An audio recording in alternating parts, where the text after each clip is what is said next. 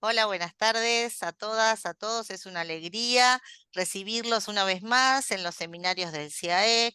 Ustedes saben que nosotros periódicamente organizamos diferentes tipos de charlas con profes invitados, con investigadores en el área de la didáctica de la ciencia, a lo mejor con otros también investigadores que tienen noticias e ideas y conocimiento para compartir y nos ofrecen la oportunidad de reflexionar y de revisar nuestra propia enseñanza, la situación en la cual estamos desarrollando ahora nuestra enseñanza y también elementos que nos permite repensar la investigación.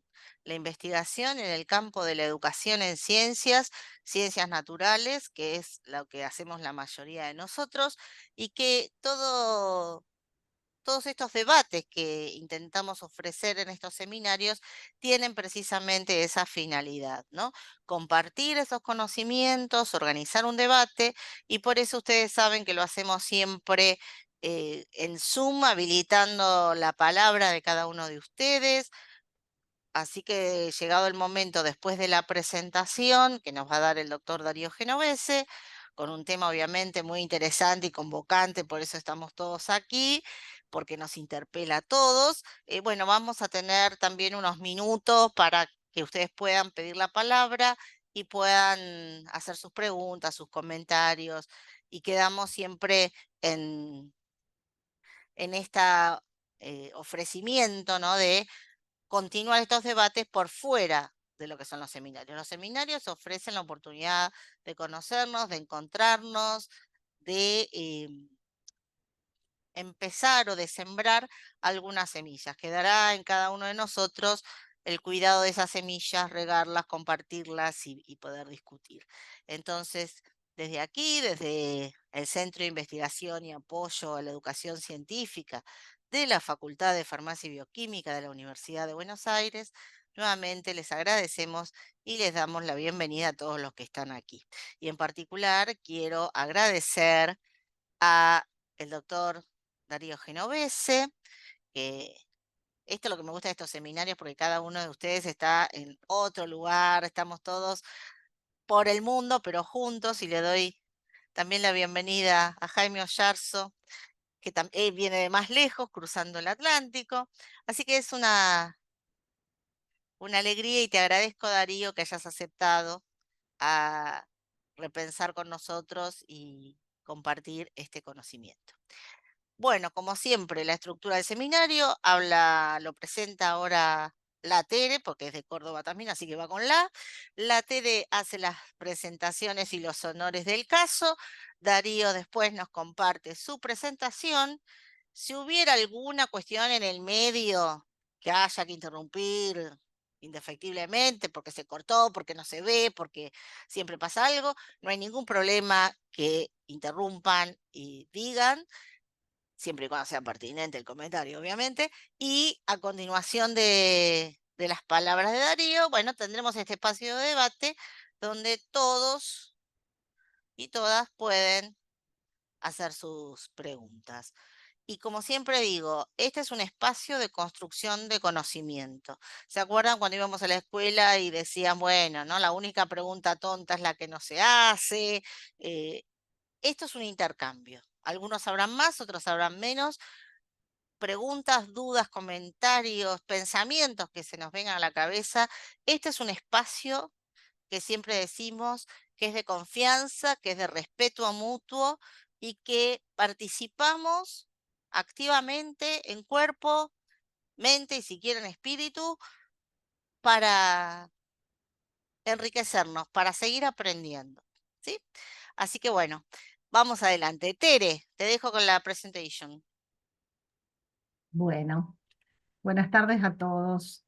Eh, para mí un placer presentar al doctor Darío Genovese, quien tiene una fuerte formación interdisciplinaria, es licenciado en nutrición, comenzó desde ahí a trabajar en la enseñanza en distintos niveles de la educación obligatoria, lo que lo llevó luego a obtener el título de profesor en ciencias biológicas, complementándolo con diplomaturas, especializaciones, y actualmente se encuentra cursando una maestría en educación en ciencias experimentales en tecnología, que está en el proceso de realización de su tesis.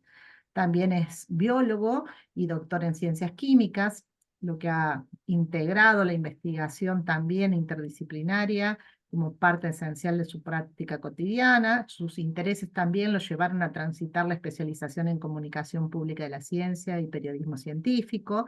Tiene una vasta experiencia en la enseñanza e investigación en diversos niveles educativos y modalidades.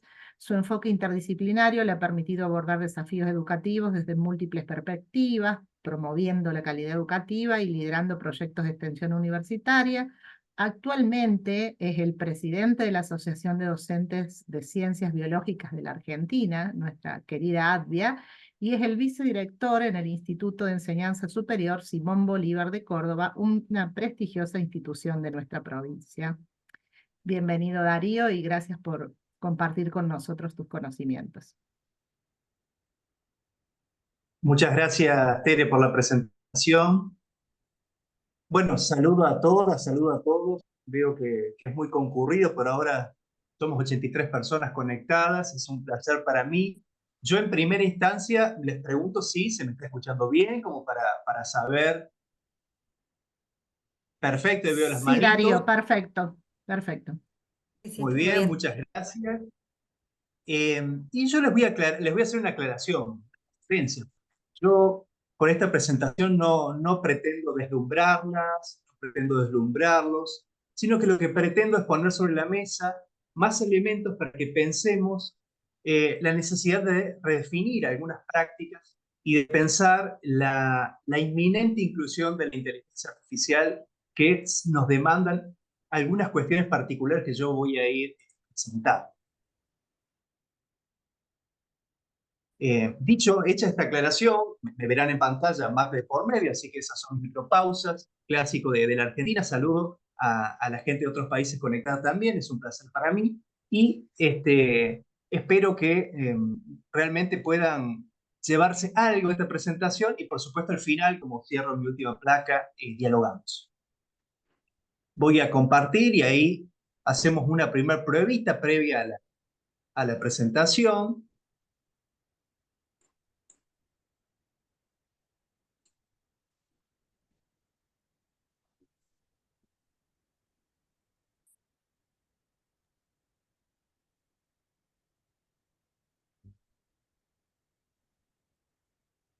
Viene lento, Pero viene, parece. parece que está viniendo.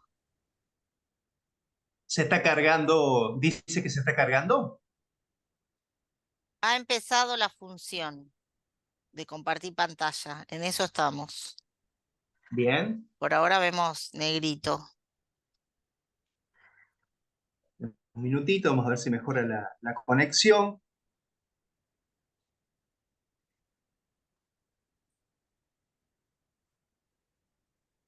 Creo que ahí la deben estar, porque ahí Ahora como que se sí, actualizó.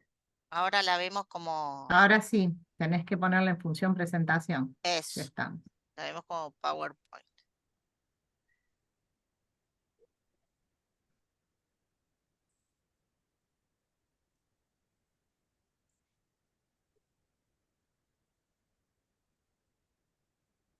Bueno, Díganme podemos. si la ven en presentación.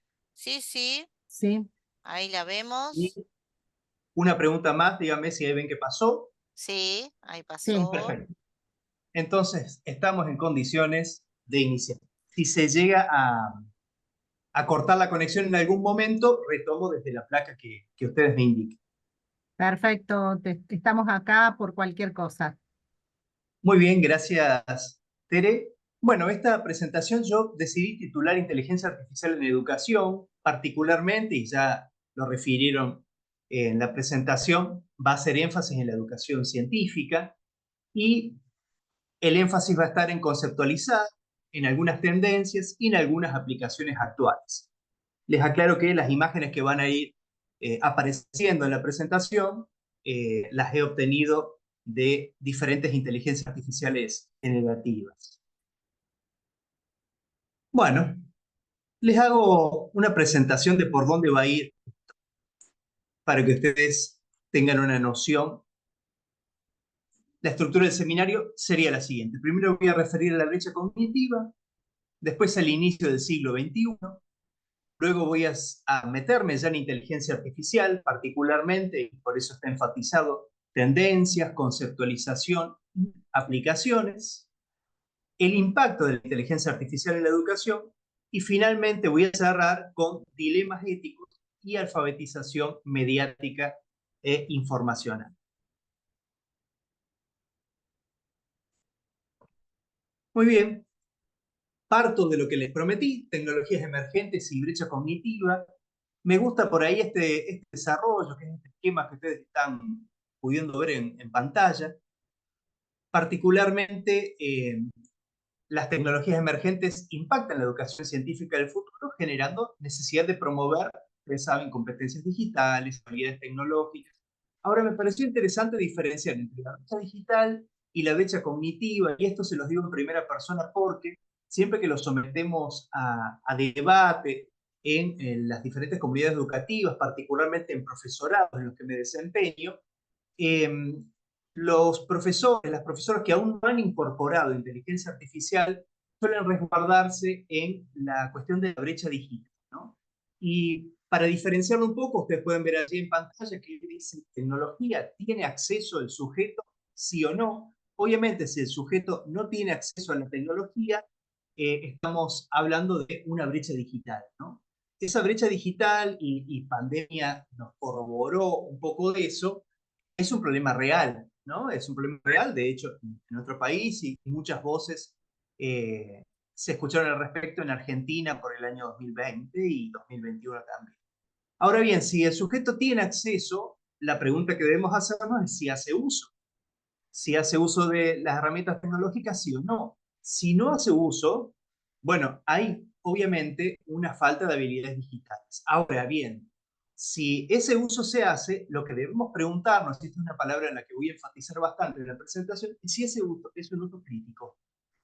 Y si ese uso no es un uso crítico, entonces estamos hablando también de una falta de competencia digital. Ahí es donde aparece esta brecha cognitiva a la que estoy refiriendo. Es decir, básicamente poder posicionarnos en pensar que realmente en los tiempos que corren con los desarrollos tecnocientíficos actuales, pensar en la exclusión de los sujetos respecto de las tecnologías emergentes nos posiciona en una brecha cognitiva. Y sobre todo pensando en este término que enfatizamos, que es crítico, ¿no? Un uso crítico. Ahora fíjense que si vamos en esta clave dicotómica, en el último, sí, el ciudadano activo en la sociedad del conocimiento es lo que nos derivaría este esquema. Bueno, planteado qué se va a entender por esta brecha cognitiva, les voy a hacer una pregunta para que la piensen, y es si el siglo XXI comenzó en el año 2001, perdón, con la caída de las Torres Gemelas, allí les puse un dibujo representativo, o bien si lo hizo en el año 2019 con el virus que todos nosotros, todas nosotras conocemos, que nos llevó a la pandemia declarada en el año 2020 y que en Argentina transitamos con burbujas y demás hasta el año 2020. Claro, si nosotros pensamos que en realidad el inicio de cada siglo está marcado por un determinado acontecimiento, podríamos plantearnos cuál es el acontecimiento que da el inicio a este siglo. Siglo donde las herramientas digitales, la cultura digital a la que hacemos énfasis, es la que se encuentra, al parecer, a la cabeza. Pero la pregunta que me pongo allí, por eso lo resalto en negrito, es si tal vez el inicio no se dio antes. Y obviamente pueden ver que esta idea no es propia, sino que es de Carrión. Ahora, planteando si este inicio se da antes, para quienes me conocen saben que me he dedicado gran parte de mi vida al ajedrez, en diferentes facetas de este juego arte-ciencia-deporte, y tal vez ese antes, plantea Carrión, no lo planteo yo, podría ser el 11 de mayo de 1997, como el inicio del siglo XXI. ¿Y por qué se plantea esto? Básicamente porque ese día es el día donde el que ven en pantalla, el ex campeón del mundo y número 1 del mundo ajedrez, Garry Kasparov, ruso, pierde su última partida del match contra Deep Blue. Ese día, posición que ven en pantalla allí, posición en la cual el campeón abandona y se levanta, como lo ven allí, muy enojado, muy ofuscado, siempre fue muy temperamental Garry Kasparov, puede marcar justamente un cambio muy particular. Me gustó ese dibujo que ustedes pueden ver en el centro de pantalla de un hombre jugando con una máquina, con una inteligencia artificial antropoide, puede marcar justamente tal vez el inicio de este siglo XXI. Para comentarles un poco de historia y que ustedes puedan ver cómo es el desarrollo que ha tenido esto. En esos momentos, que yo me dedicaba justamente activamente al ajedrez, estos programas trabajaban con toda la historia del ajedrez cargada a modo de módulos dentro de computadoras. Es decir, todo lo que sabemos de teoría de finales, de aperturas y de mediojuegos del ajedrez, todas las partidas históricas registradas se cargaban y la computadora tenía entonces toda esa base de datos cargada para poder tener teoría y a partir de esa teoría generar estrategias y obviamente desarrollar una táctica de juego. Ahora bien, con posterioridad a esto que ustedes ven en pantalla, que es esta victoria de Deep Blue, lo que pasa es que empieza a desarrollarse otro tipo de trabajo con estas computadoras. Se les enseña simplemente las reglas y las computadoras empiezan a jugar consigo mismas. Al jugar consigo mismas, construyen solas, reconstruyen solas desde la nada, de cero, la teoría de ajedrez.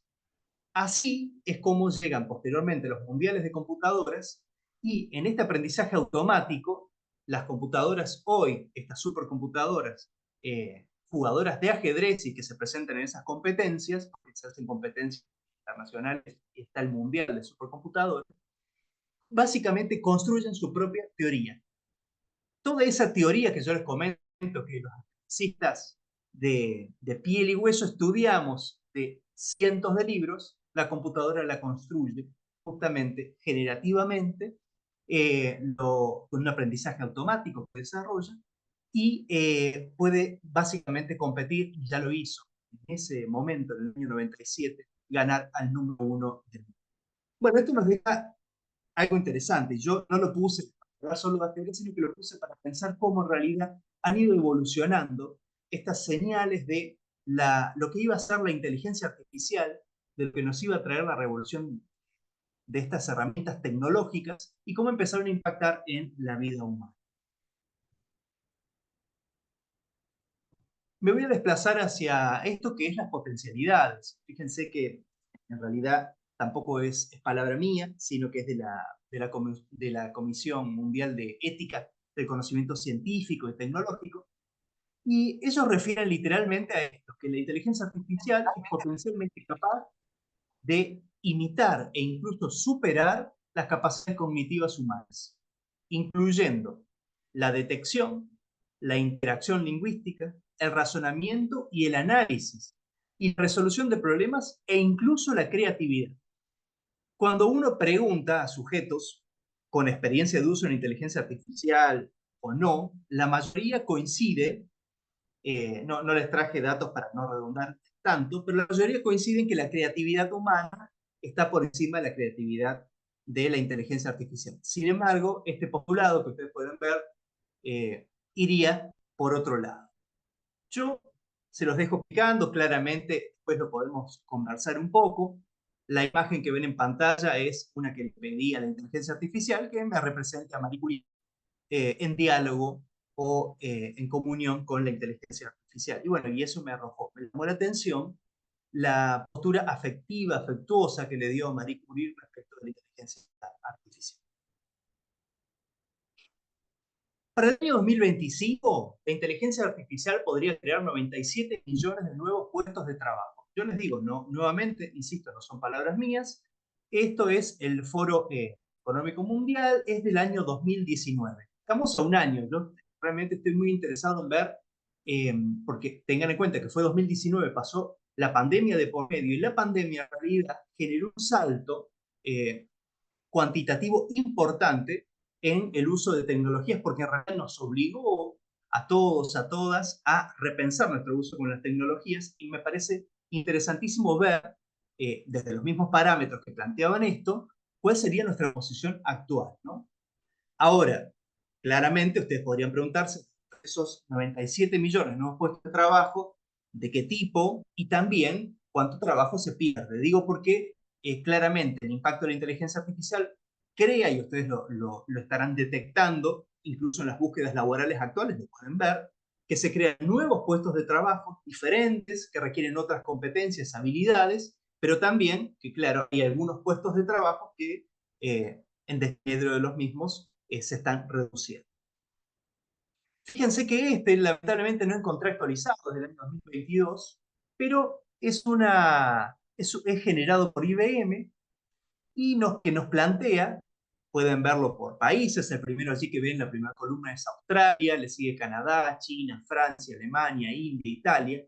Básicamente, ustedes ven abajo, en azul, los que para el año 2022 ya tenían implementada inteligencia artificial, empresas que tenían implementada inteligencia artificial, y en el color, en la barra de arriba, acumulada, aquellas que, si bien no la habían implementado, la estaban pensando implementar o comenzando a implementar. Y les cuento que esto es del 2022. Imagínense, lamentablemente no conseguí el actual, pero el nivel en que estará actualmente. Si ustedes se fijan, lo significativo de esto es que todas están superando el 60% de implementación de la inteligencia artificial. Y cuando digo esto, no me refiero solo a la área de oficina, sino a diferentes partes de los procesos productivos de estas actividades. Refiriendo a tendencias, ustedes sabrán, lo tendrán clarito, habrán visto que una de las tendencias es la generación de los prompts. ¿Qué serían los prompts? Bueno, es la ingeniería de indicaciones. Básicamente, cómo le damos indicación a una inteligencia artificial, aquí he puesto ChatGPT como un ejemplo, para poder sacar el mejor rédito, el mejor jugo posible de la respuesta que nos brinde, ¿no? Y bueno, algunos autores refieren a que esas órdenes que les demos deben ser específicas, deben plantear claramente el contexto, expresarse sin ambigüedades, en un lenguaje natural, controlando la cantidad de caracteres. Si uno da una orden muy larga, la inteligencia artificial se confunde, pensando en el formato, ¿sí? Es decir, que sea un formato claro. Uno le da una orden muy específica a la inteligencia artificial, en este caso a ChatGPT, que es de OpenAI. Ahora, lo que yo les traigo con esto es para que pensemos que en realidad la ingeniería de indicaciones, el cómo dar una orden, tiene actualmente, no las he cuantificado, pero una cantidad de reportes, van a encontrar reportes abstract, documentos, gente que realmente investiga esto, incluso está incorporado a algunas carreras, cómo dar las órdenes a las inteligencias artificiales y particularmente a las generales. Bueno, en realidad, algunos autores plantean que en realidad esto de la ingeniería de indicaciones ya actualmente ha bajado su quórum, su popularidad, para dar lugar a otros intereses. Pero no obstante, no podemos negar que, y si ustedes habrán hecho diferentes pruebas con inteligencia artificial, claramente nos va a dar una respuesta pertinente, correcta, a lo que esperamos, de acuerdo a nuestra orden. Miren, yo les muestro otro que es tal vez más fácil en cuanto a la ingeniería de las indicaciones, cómo generar un prompt fácil, que sea claro, y es este del método Rose, que propone, miren, que pueden ver, la autora se encuentra de Rose sería el rol, yo le clarifico con qué rol quiero que genere esa respuesta. Imagínense estar en básicamente en la redacción de correos electrónicos, entonces le puedo poner que responda como un alto ejecutivo, le puedo poner que responda como el encargado de compras, le puedo poner que responda, si soy un docente del aula que debe responder un mensaje de aula virtual a un estudiante, como docente. El orden y objetivo que tiene esa orden, el contexto en el cual se genera, ¿sí? Llámese la respuesta de empresa a empresa, de empresa a un proveedor, y el estilo de escritura. Y si yo clarifico esos 4 elementos en un mensaje con una consigna, digamos, con una indicación a la inteligencia artificial que sea lo más breve posible, que eso es un elemento importante que yo había resaltado, entonces la inteligencia artificial nos va a arrojar una respuesta muy acorde a lo que estamos esperando. Clarifico otra cosa. La otra forma en que podemos usarlo, y no para que genere, es que para que controle justamente lo que estamos elaborando. Es decir, que estoy pensando en tareas más esenciales y tal vez que son más simples, como es la redacción de un correo electrónico, ya participa tranquilamente desde 0 a 100 la inteligencia artificial o básicamente contribuyendo a la redacción de estos mensajes. Voy a hacer una conceptualización muy escueta, simplemente para que tengamos un poco de lenguaje común y estimo que ya lo deben dominar. Estableciendo un léxico común, la inteligencia artificial generativa se beneficia de los grandes modelos de lenguaje. En inglés, los LLM, y esto habrán justamente leído, escuchado un montón al respecto. Estos grandes modelos de lenguaje lo que hacen es reconocer y crear texto humano. Me pareció interesante porque en la mayoría de las biografías se refiere de esa manera, que sería clásicamente los tipos de formatos lingüísticos en los que estamos acostumbrados en el cotidiano las personas. Y a partir de conjuntos masivos de datos es que pueden generar ese texto humano. Y cuando les digo texto humano, bueno, puede ser texto de tipo argumentativo, puede ser texto de tipo informativo, pueden generar incluso poética, uno le puede pedir, solicitar a la inteligencia artificial y hasta nos genera un poema.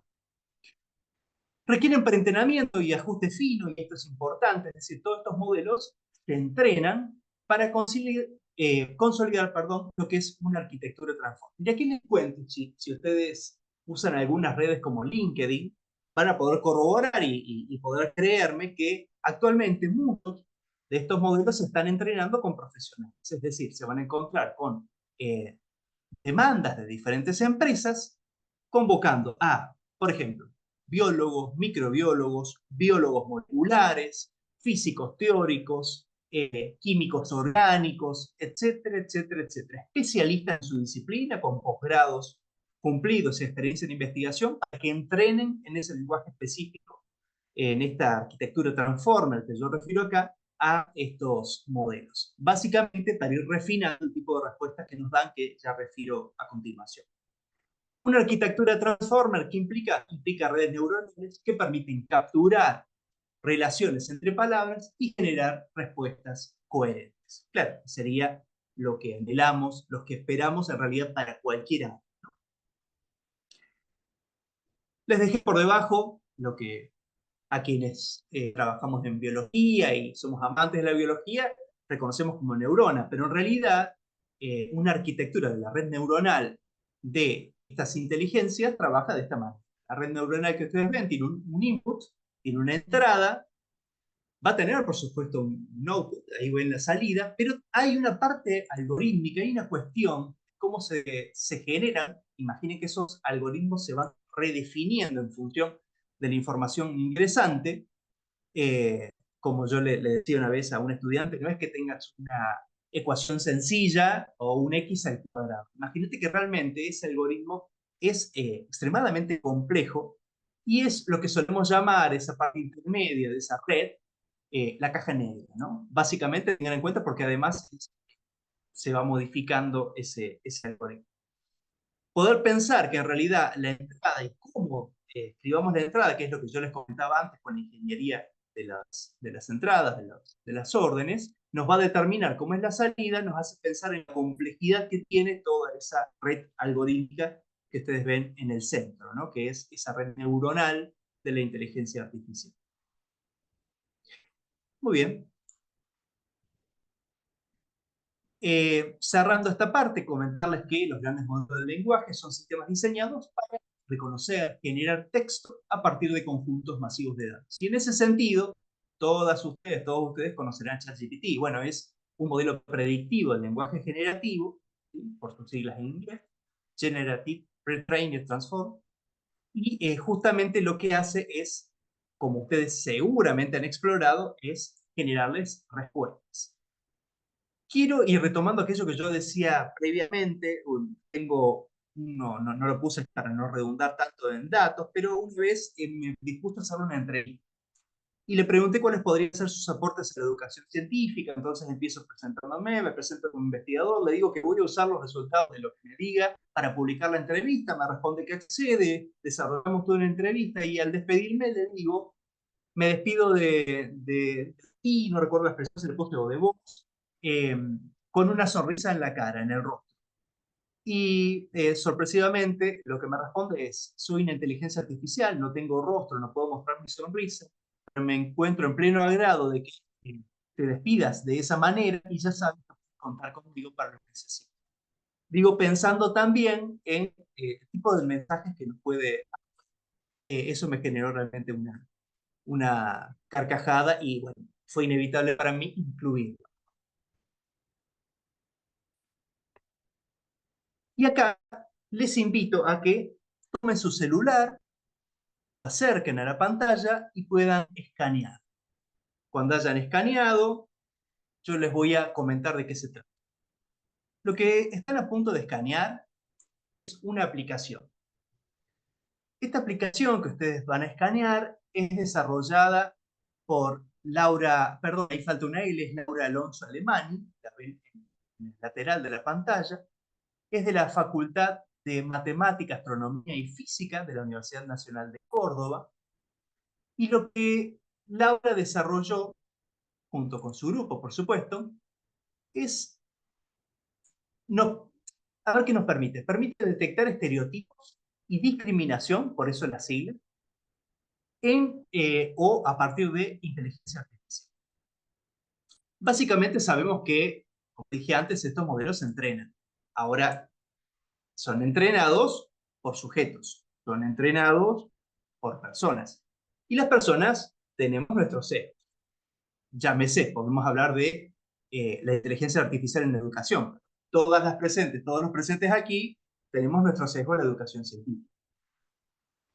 ¿Qué sesgo puede detectar? Bueno, miren, por ejemplo, unos que les va a referir, si ustedes ya han escaneado y han podido acceder, van a ver que los módulos pueden identificar palabras, frases, ponerlas en contextos de todos los textos que se cargan habitualmente y puede encontrar a modo de distancia, en realidad le resulta muy sencillo a la inteligencia artificial porque básicamente lo que puede hacer es contar ya carácter o término a término y básicamente encontrar las distancias entre los tipos. Y les va a ir arrojando, en función de lo que ustedes les soliciten que haga, les va a ir arrojando las distancias entre esos términos y la probabilidad de conexión entre esos. Llámese, por ejemplo, un ejemplo concreto que nosotros referimos en Argentina al nivel inicial, jardín de infantes, y allí sabemos que hay un claro sesgo a la docencia, a que sean mujeres quienes se desarrollan. En cambio, en lo que se encuentra escrito y publicado, generalmente cuando hablamos de profesor, hay muy asociado una presencia masculina, así como sabrán hablar de científico. Básicamente, si ponemos esos términos, nos va a dar cómo se relaciona. Mujer, hombre, nivel inicial, nivel secundario, ¿sí? Nos va a tirar una gráfica y ustedes van a poder encontrar esos sesgos. Bueno, básicamente, a ver, yo les referí a dos sesgos que son muy comunes y sencillos que podríamos pensar, pero piensen en el potencial de la herramienta porque ustedes pueden justamente estar pensando en relaciones más complejas y ver qué arroja la inteligencia artificial a la red. En ese sentido, me parece que es muy interesante. Esta es una de las potenciales o factibles aplicaciones que puede tener la inteligencia artificial. Por supuesto que yo sigo hablando mientras ustedes exploran un poquito. Por supuesto que habrán escuchado que en la propuesta de determinadas moléculas, y esto ya hay muchas universidades, por lo menos las que he explorado en Argentina, donde en carreras como biotecnología se está trabajando con inteligencia artificial para pensar determinados procesos o en la ayuda, en la contribución al desarrollo de determinadas moléculas. Yo ahora me voy a cambiar, les voy a hacer otra propuesta similar para que ustedes puedan explorar y de esa propuesta que les voy a proyectar en pantalla les voy a dar una aplicación concreta. Les invito ahora a escanear esta otra aplicación que lo que hace es desarrollado por Google, como ven abajo, nos permite crear modelos de aprendizaje automático. Yo ya refería a eso cuando antes les dije que actualmente las supercomputadoras para aprender ajedrez juegan solas. Es decir, que no necesito que le cargue más que las reglas y empezando a jugar empieza a construir la teoría de las capturas en el juego definidas. Bien, pero básicamente la que ustedes están escaneando y están pudiendo abrir, lo que hace es diferenciar imágenes. Yo les voy a dar un ejemplo concreto. Ustedes la van a entrenar, por ejemplo, pueden cargar.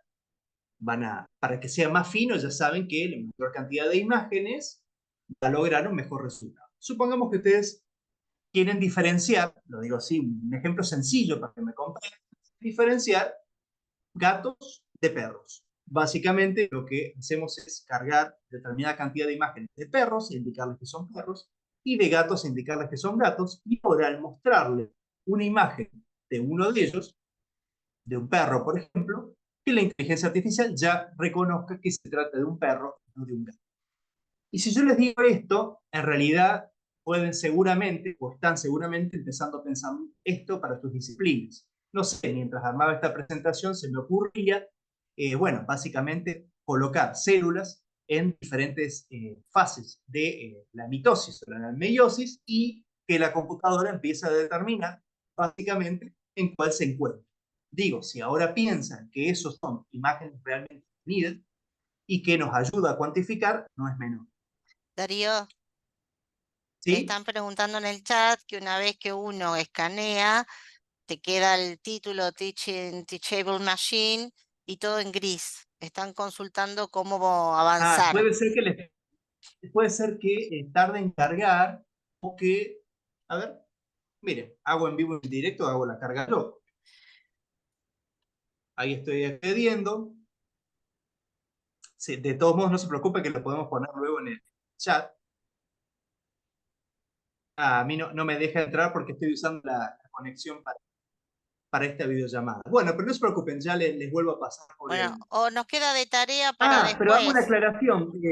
Gaby, pueden poner el nombre en el buscador y directamente les aparece. Ok. Y si no, Si después lo pone, hacemos todos juntos y lo dejamos la pregunta pendiente para el dale, final. dale, cómo no, excelente. Y Sí si lo van a alguno encontrar puede, porque, bueno, como les comentaba, es de Google, sí que lo van a encontrar. Google, contentísimo de que sigan explotando todo enorme paquete que lo hace, bueno, monopolizar algunas cosas. claro. Eh, Buenísimo. Si alguno puede mientras tanto y después lo charlamos al final. Eso para los que siguen preguntando en el chat. Dale. Sí. Perfecto. De todos modos, creo que lo que quiero es que se los puse simplemente para que, como quien dice, jueguen un poco, ¿no? Pero lo que quiero es que les quede la idea de que podemos entrenarlo, así como para la identificación de términos o de textos o de frases, podemos entrenarlos para la identificación de imágenes. Yo les di un ejemplo de la biología recién y les traje uno particularmente, porque cuando hablamos de educación científica se torna bien vasta, y les traje este ejemplo. Esto es desarrollado en una de las cátedras del ITBA, el Instituto Tecnológico de Buenos Aires. Si ustedes se fijan, la aplicación básicamente es lo siguiente, es para determinar diferentes grados de Alzheimer, ¿sí? Y les puse allí lo que hace, es un algoritmo que permite encontrar la proporción de materia blanca, materia gris y líquido cefalorraquídeo en imágenes de resonancia magnética. Es decir que obteniendo la imagen de la resonancia magnética, si tienen presente cómo son, recordarán básicamente que genera una sucesión de imágenes porque va trabajando como por cortes, por capas, y bueno, las tienen más o menos al mismo nivel comparadas. Entonces pueden ver me refiero allí a no presencia de demencia, obviamente esto está cargado y entrenado, a una demencia moderada, lo tienen en pantalla. Y bueno, lo que están viendo es la relación, las 4 imágenes, de esta materia gris, de la materia blanca y del líquido cefalorraquídeo, que bueno, con un poco de conocimiento se puede determinar. Lo que están viendo ahí es algo ya que trascendió claramente a hablar de diferenciar perritos de gatitos, porque lo que estamos haciendo es entrenar a la inteligencia artificial para que nos ayude a acortar tiempos de diagnósticos. O sea que tranquilamente ya la inteligencia artificial nos puede arrojar.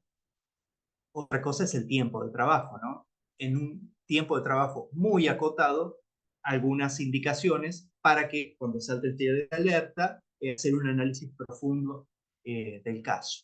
Bueno, me pareció muy interesante y pueden imaginarse seguramente ustedes muchísimas otras más. Pienso, no sé, en lo que es tecnología de superficies y pensar justamente cuán pulidas se encuentran las superficies. Cuando pensamos en el área de la biofísico-química, pensamos en la composición, la distribución de parches, de membrana, bueno, o el término que quieran, dependiendo de dónde nos ubiquemos para analizarlo.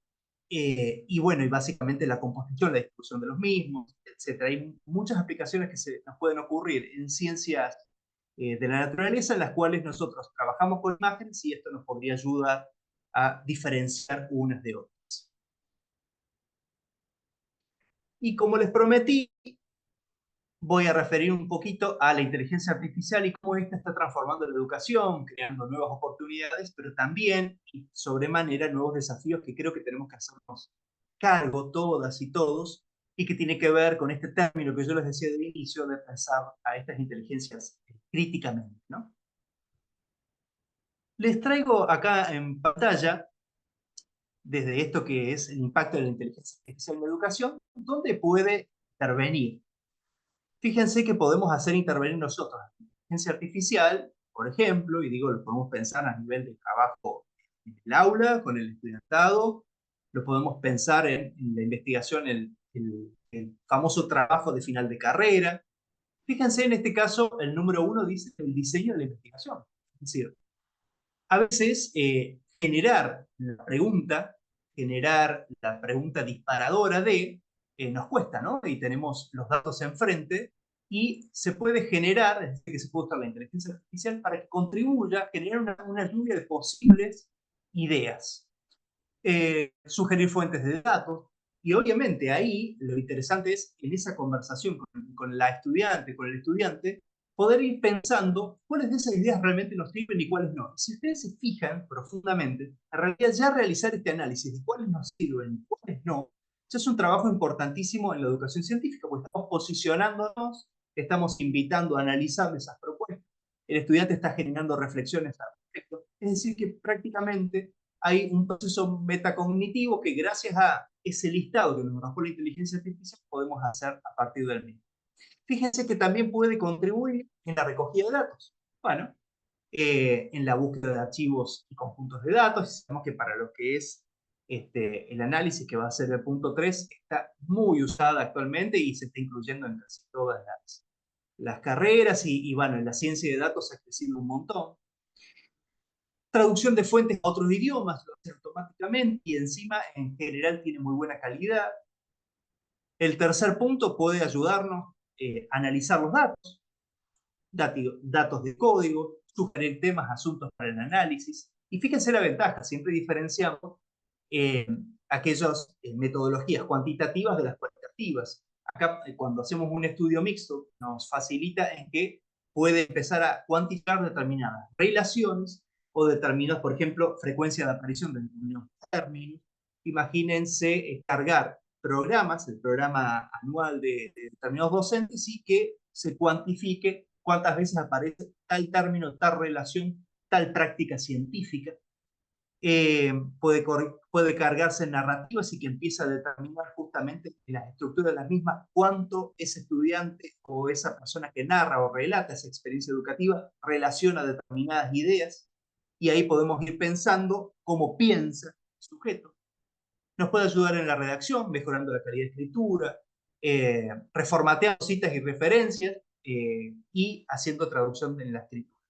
Y, por supuesto, y es hermoso contarles que todo esto se equivoca, como nosotros.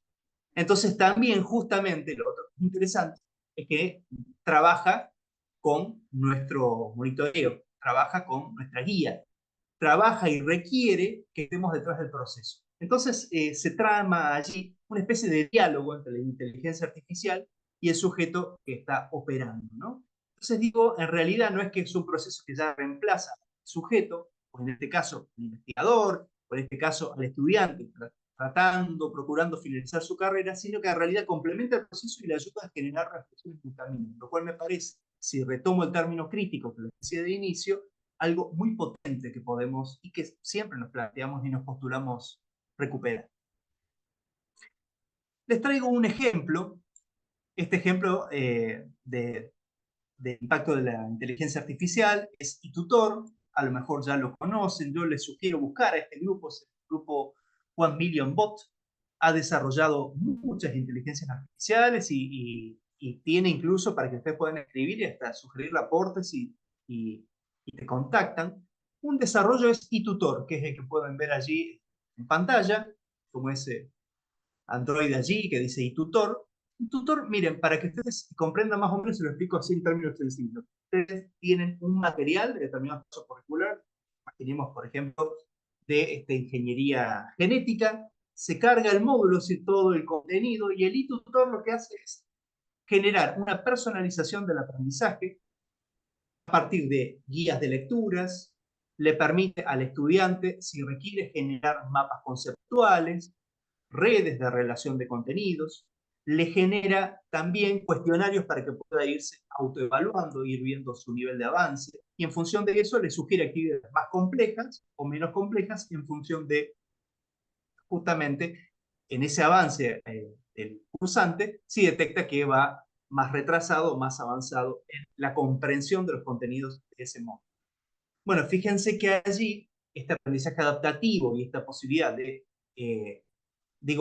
una autonomía que no debemos asumirla, sino que pensar que se construya, y es lo que a veces nos cuesta tanto pensarnos a los docentes como no un sujeto que le debe exigir autonomía al estudiante, sino que debe trabajar con el estudiante en autonomía en fin de que la construya. Y en este caso tenemos una herramienta que nos ayuda en ese intermedio en la construcción de la autonomía por parte de la estudiante. Bueno, el tutor me parece que es interesante, van a encontrar artículos perfecto y hay incluso una galería de imágenes de cómo se emplea. Las inteligencias artificiales posibilitan la personalización del aprendizaje, el aprendizaje adaptativo. Se presenta como un método muy eficaz para poder lograr lo que es lo que les decía recién. Esa imagen me pareció muy graciosa. Le pedí que lo represente a Pulitzer dialogando con una inteligencia artificial. Bueno, eso es lo que arrojó. Fíjense las escalas, ¿no? Los pies inmensos que tiene la inteligencia artificial. Ustedes lo que pueden hacer en función de esa orden es luego poner determinadas limitaciones para que la inteligencia artificial vaya arrojando ya imágenes con mayor pertinencia, ¿no? Ahí como que los pies están un poco fuera de escala. Esto es de UNESCO, es de UNESCO del año 2019. Es el consenso de Beijing y yo básicamente no les voy a traer todo el texto. Les cuento que lo que hace es sugerirnos, pero podría decir demandarnos a los diferentes gobiernos y particularmente en educación, la incorporación de la inteligencia artificial. Y digo esto en importancia porque ustedes saben que hay un boom de la inteligencia artificial con esta emergencia del ChatGPT y todos los sucesivos que actualmente compiten en esta generación de información a partir de la inteligencia artificial, usando información externa o cargada en módulos, pero básicamente la inteligencia artificial es antigua. De hecho, es tan antigua que la podemos encontrar en películas de ciencia ficción antiguas ya pensadas. Podemos pensar en lo que les decía de esta primera supercomputadora que le gana en aquel momento al campeón del mundo, pero ya venía trabajando desde mucho antes, no es que surge en el año 95. Esta demanda me parece que nos hace pensar en qué estado estamos actualmente y digo nuevamente redefinir lo que plantean estos documentos en función del 2020 y 2021, que claramente marcaron un salto, un gap importante allí. Les cuento de mi instituto. Yo me encuentro en la Argentina, estoy en la provincia pintada en amarillo, que es la provincia de Córdoba, y particularmente el instituto es el Instituto de Enseñanza Superior Simón Bolívar. Nosotros en este instituto tenemos 8 profesorados. Los pueden ver debajo en esos hexágonos. Tenemos profesorados de biología, física y química. También profesorados de geografía y de historia. También matemática, lengua y literatura e inglés. Tenemos 8 profesorados con cerca de ahí, que aparece cortado, pero son cerca de entre 34 y 36 espacios curriculares cada uno de ellos. Es decir, que estos profesorados, de primero a cuarto año, que son los 4 años de duración, de extensión de estas carreras, tienen en cada uno de los casos o 34, o 35, o 36 espacios curriculares. Pero lo que les quiero comentar es que en esta institución, donde tenemos 8 profesorados con 34 o 36 espacios curriculares cada uno, tan solo en 4 espacios curriculares actualmente se implementa la inteligencia artificial en las propuestas, en diferentes partes, pero solo 4 de todos esos espacios curriculares. Digo cuando pensamos, y por eso yo titulé esta placa, cuánto hay por delante, cuánto tenemos por delante, digo en función de lo que venía presentando previamente y comentándoles que en realidad las fuentes laborales actualmente en la mayoría de las búsquedas se están perfilando hacia conocimientos de inteligencia artificial, lo pueden corroborar, pensarnos en la formación y particularmente en mi propio instituto y cuánto tenemos aún por delante, ¿no? Pensar con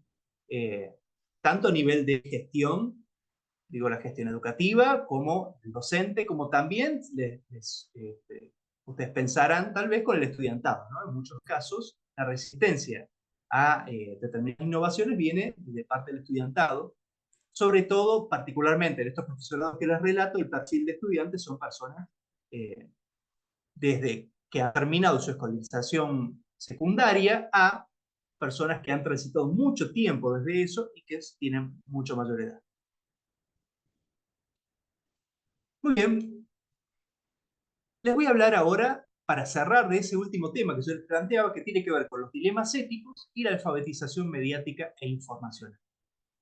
Y empiezo con esta construcción que dice que el potencial transformador de sistemas inteligentes en la educación resalta la necesidad de un abordaje ético en su integración.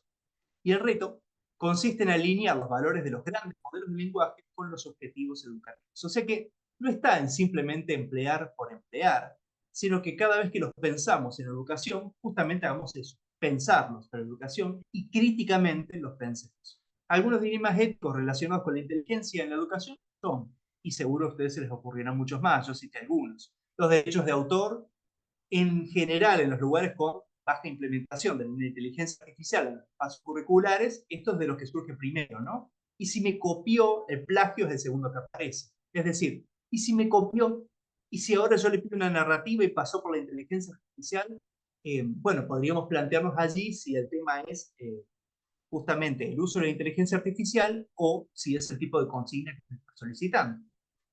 La privacidad no es una cuestión menor. Los sesgos, yo les referí, por ejemplo, con el trabajo de Laura Alonso Alemani y muchos otros más, que sabemos que quienes básicamente trabajan con estos sistemas tenemos sesgos propios y por lo tanto esos sesgos se traducen también a cómo se entrena la inteligencia artificial y la manipulación de datos, entre otros, ¿no? O sea que desde un punto de vista ético tenemos mucho que plantearnos, por eso yo refería a que hay que hacer un uso crítico. Pero digo, no tenemos solo que pensarlo quienes estamos frente a la enseñanza, sino también quienes están aprendiendo. Por eso digo, ahí compartir responsabilidades, compartir los dilemas que emergen, que a veces el estudiantado tiene una determinada visión y el docente otra, compartir las problemáticas que están hoy circulando, me parece que es importantísimo llevarlo y ponerlo sobre la mesa para poderlo trabajar en el aula, ¿no?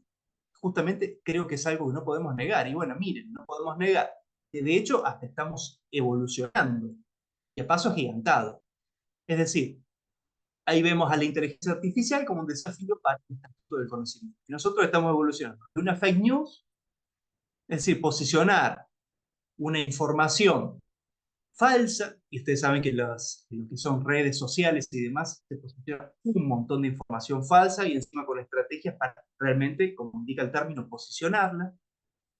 Y bueno, pero ya hemos evolucionado a los videos, deepfake. Y bueno, y ya podemos ver, más allá de una información falsa, imágenes como, miren, yo lo veo al Papa de entrada y la verdad que parece una foto real, ¿no? Es más, muy, muy agradable el atuendo.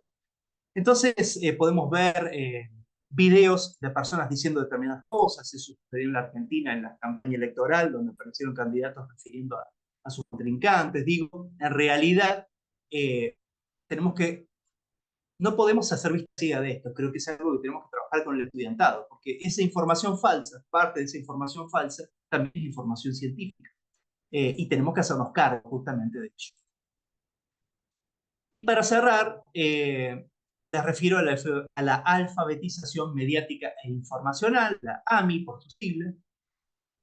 Básicamente no es algo nuevo, pero fíjense que en realidad pensando en herramientas digitales, esto había sido postulado ya en el año 2011 por UNESCO, incluso la República Argentina tiene hasta un marco normativo propio.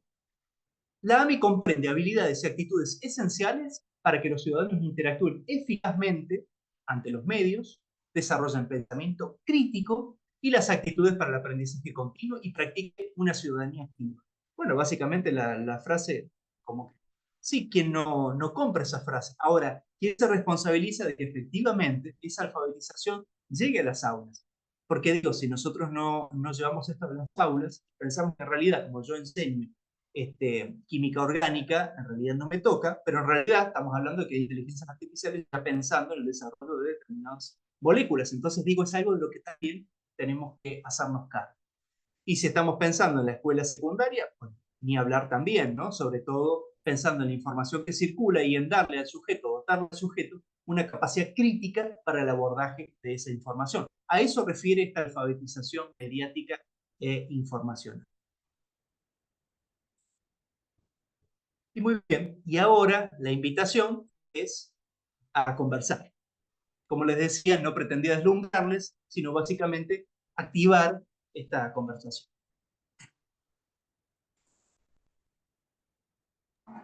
Muchas gracias, Darío.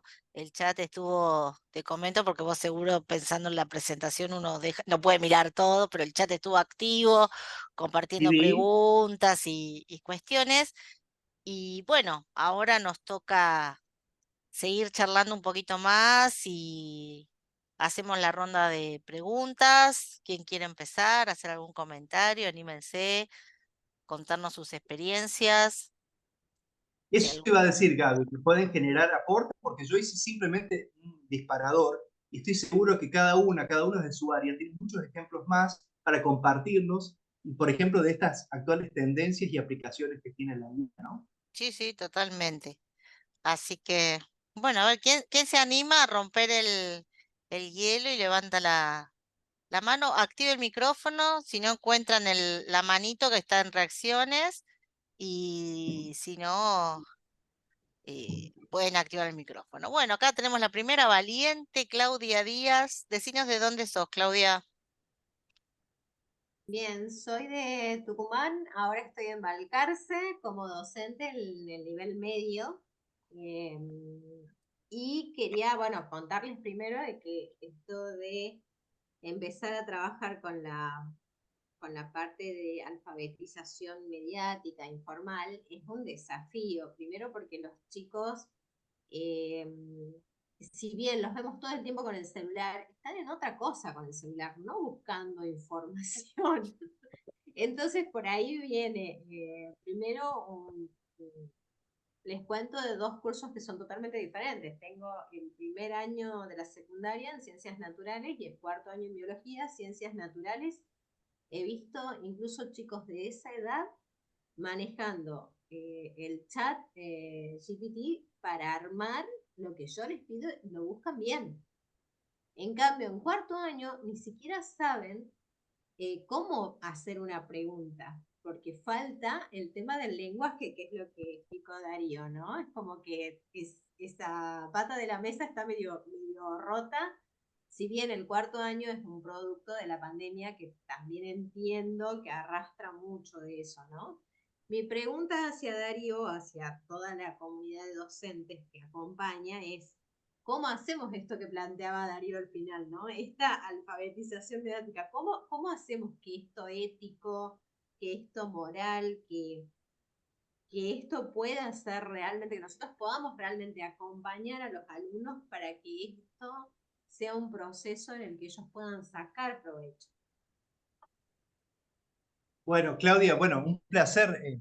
Empezó la secundaria. Me imaginaba que iban a estar las voces de los diferentes niveles representados. Justamente, mira, vos misma diste creo que la clave, y es pensar básicamente, en primera instancia, contextualmente y situadamente. Es decir, claramente la alfabetización mediática e informacional es una idea en general, no diría que en abstracto, pero sí en general. Ahora, claramente la implementación que merece, así como la inteligencia artificial, depende del contexto. Y particularmente me parece que hay que pensar en lo que tenemos a mano y en esas ideas, saberes y construcciones previas de nuestros estudiantes. Claramente vos referiste a lo que pueden realizar unos y otros, y me parece que esa alfabetización, si la pensamos a nivel institucional, por eso digo que hay algo importantísimo que los equipos de gestión pueden hacer, que es en fomentar y pensarlo puertas adentro en la escuela, pensando en secundaria, y me parece que puede tener un enfoque para el ciclo básico y otro enfoque para el ciclo orientado. Me refiero para los primeros 3 años de la escolaridad en la secundaria y para los siguientes 3, como la tenemos en Argentina, que está dividida de esa manera, ¿no? Y me parece justamente que también yo a lo mejor me atrevería más a pensar en derechos, por ejemplo, en el ciclo básico, tal vez, si esto es una sugerencia personal, pero creo que se puede reestructurar, pero pensaría más tal vez en la cuestión de la imagen, de la información personal, ¿sí? Eso es algo que ya desde muy pequeños, porque no se olviden ustedes, si voy a referir a algo a lo cual no podemos escapar, las situaciones de acoso en las redes y tras todo lo que son las herramientas digitales empiezan desde muy temprano. Y si tenemos jóvenes y niños que hoy ya usan tecnologías desde muy temprano, sabemos que se encuentran expuestos al éxito. Y me parece que el poder trabajar con ellos, con ellas, cómo manejarse con esa información es una cuestión esencial. Claramente cuando avanzamos en la escolaridad y nos encontramos en el ciclo orientado, ahí ya la búsqueda de información son más del cotidiano y ya tal vez le fuimos dotando, como bien dijiste Claudia, de un uso más de un contexto escolar de la tecnología, porque coincido plenamente con vos que no es lo mismo usar Instagram que usar Instagram para difundir un video de educación ambiental. No es lo mismo usar Twitter que usar Twitter para difundir un mensaje que generamos en el contexto, en el marco de la escuela. Por eso, en ese sentido, pienso que a lo mejor ese tipo de explotación y pensar en ese tipo de herramientas, cómo nos generan potencialmente algunas ventajas, pero también tienen sus limitaciones. Ojo, pensar también qué nos sirve y qué no de la misma. Por eso decía yo en términos críticos, tal vez algo que podemos pensar para el ciclo orientado. Pero yo creo que lo que hay que hacer es plantearnos puertas adentro de las instituciones y pensarlo situadamente qué requerimos trabajar. Es decir, no trabajarlo por trabajar. Estoy, pero segurísimo de que cada institución detecta las problemáticas y que esas problemáticas pueden ser abordadas al el título que quieran. La alfabetización mediática es la forma que les comento en que pueden encontrar información al respecto. Ustedes pueden generar su propuesta propia. Muy bien, muchas Muchas gracias. gracias, Claudia. Tenemos la mano de Gisela Tubio levantada y mientras ella activa, invitamos a los demás a que sigan haciendo sus preguntas. Gisela, te escuchamos. Decinos de dónde sos. ¿Qué tal? Buenas tardes. Soy de la Universidad Nacional de Rosario, soy profesora universitaria y me interesa muchísimo, les agradezco la invitación masiva que han hecho a este seminario, porque si hay algo que actualmente nos diferencia de nuestros alumnos, es que ellos ya están implementando una tecnología que nosotros no estamos implementando. Para hacerlo así como muy gráfico, me siento como mi mamá cuando me decía poneme el cassette para ver una película, porque no sabía cómo introducirlo en la videocasetera y apretar el play. Y generalmente cuando uno desconoce, además tiene miedo de hacer macanas. Entonces, la brecha se hace aún más grande porque el miedo justamente surge de lo desconocido. Entonces, creo que nosotros como docentes, la única manera que tenemos de acercarnos es de aprender, informarnos y adoptar estas tecnologías para poder estar a la par, digamos, perdiendo los perdiendo los miedos del plagio, de que las monografías no sean trabajos personales, de que no tengan criterios para poder llevarlas adelante. Entonces, me interesó mucho lo que comentaba el doctor Darío, de cómo ya hay en cursos que se están dictando ahí en la universidad, algunas cátedras que están adoptando estas tecnologías para estar trabajando con sus alumnos y ya lo tienen en algunos aspectos de sus prácticas curriculares. Y en realidad mi pregunta iba más allá, más sobre eso, digamos, sobre qué tipos de prácticas habían podido realizar o con qué tipo de herramientas, o quizás a lo mejor sea una pregunta que da lugar para un nuevo seminario. Muy bien, gracias Gisela, es de las mías, ya nos dio tarea, nos mandó a organizar un nuevo seminario, así que escuchamos también propuestas. Darío, si querés comentar algo. Coincido contigo, Gisela, en que realmente se puede hacer un seminario ahí, y es más, yo creo que la invitación hoy que tenemos es a compartir estas experiencias, tenemos que empezar a compartirlas, porque yo claramente no voy a poder agotar la profundidad de tu pregunta en el sentido de pensar todas las que están circulando en el entorno, digo por la variedad de disciplinas y áreas científicas en las que ya se está empleando. Lo que sí me parece que tenemos que lograr es empezar a motivar el estudiantado. Sabemos, como vos dijiste, Gisela, te agradezco tu aporte, porque, claro, tenemos generaciones que hoy ya están en salas de nivel inicial con el celular y digo su dedito que ya circula así. Podemos imaginarlos para cuando lleguen a la universidad, ¿no? Es decir, que esas cohortes que vamos a tener a futuro, o que nuestras estudiantes de hoy van a tener, estudiantes a futuro, van a tener una inserción en este mundo mucho más amplia. Por eso coincido con vos en que si nosotros no nos hacemos responsables de esto hoy, vamos a quedar muy atrás. Y me parece que aprovechar justamente el potencial de los jóvenes y su uso asiduo, porque de los proyectos que les mostré, por ejemplo, el de ITBA, surge en realidad de ese diálogo, surge del diálogo entre el estudiantado y el plantel docente, pensar la aplicación, por ejemplo, para detectar las imágenes de resonancia magnética. Y ahí yo creo que hay figuras importantísimas, estudiantes, las que están realizando ayudantía y las adscripciones de cátedra. Me parece que en esas producciones de conocimiento, en ese aporte que hacemos también a la sociedad en el cotidiano a través de la extensión, pensar justamente de a poco, aunque sea tímidamente, empecemos en algunas implementaciones de la inteligencia artificial. Yo creo que estas, las que yo les presenté, son muy sencillas, como por ejemplo poder diferenciar imágenes, pero se les pueden ocurrir un montón de campos de ciencia y de áreas donde se puedan aplicar. Y también la de determinación, que nos ayuda al análisis de datos, ya sea lo cuantitativo o lo cualitativo, que yo pienso que nos pueden ayudar bastante. Pero digo, desde ahí, yo les estoy hablando desde esta área, y creo que podríamos hacer incluso un seminario de aportes para pensar todas las factibles, porque estoy seguro de que en cada una de sus unidades hay alguna aplicación que ya se está realizando y podríamos sumarla. Me parece que lo que tenemos que hacer, y muchas coinciden con esto, es empezar a compartir esas experiencias de la implementación, porque desde las más pequeñas hasta las más grandes, como un e-tutor que les planteo yo, claramente nos siguen planteando ideas y despertando nuevas cosas, ¿no? Si uno piensa en lo que es la personalización del aprendizaje y en lo que es el ritmo personal de avance en determinada área disciplina, creo que lo que les comenté sobre eTutor parece que nos revoluciona un poco. Yo recuerdo en un seminario que justamente hice en la Facultad de Farmacia y Bioquímica de la UBA, ahí que me había invitado Gaby, una de las estudiantes me dice, pero entonces, dice, la docente ya con eso no da más clases. Digo, claro, ¿y qué entendés por desclase? Y bueno, que se pase a su clase. Justamente, ¿no? Nos invita a redefinir ese rol del docente, ahora ya como una guía, acompañando el proceso. ¿Qué mejor que acompañar el proceso y no ser la rectora, el rector pleno del mismo, ¿no? Aprovechando. Muchas gracias.